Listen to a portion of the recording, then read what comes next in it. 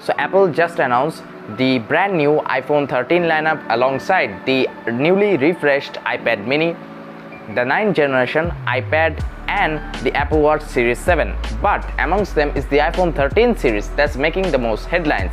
So here are some of my honest opinions about the iPhone 13 series.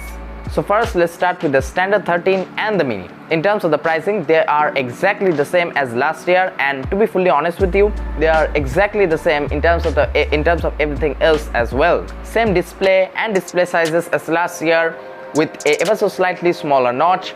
They are still stuck at 60Hz, unlike the Pro models which have a 120Hz Pro Motion display. The charging port is still Lightning, and in terms of the cameras, we get a 12 megapixel main lens and a 12 megapixel ultra wide angle lens as last year, but the main lens now supports their sensor shift stabilization, which was exclusive to the 12 Pro Max last year. The design is ever so slightly different. In terms of the battery, we see subtle improvements, but then again it needs real life testing. In terms of performance, we are getting the brand new A15 Bionic chip, which is blazing fast according to Apple, but then again it needs real life testing.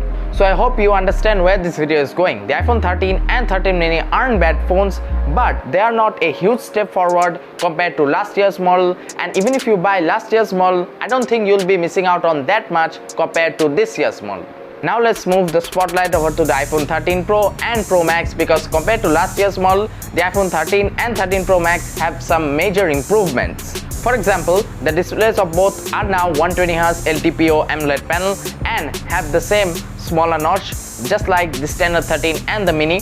They also have the same A15 Bionic chip like the mini and the standard 13, but they also have a more powerful GPU compared to the 13 and the 13 mini.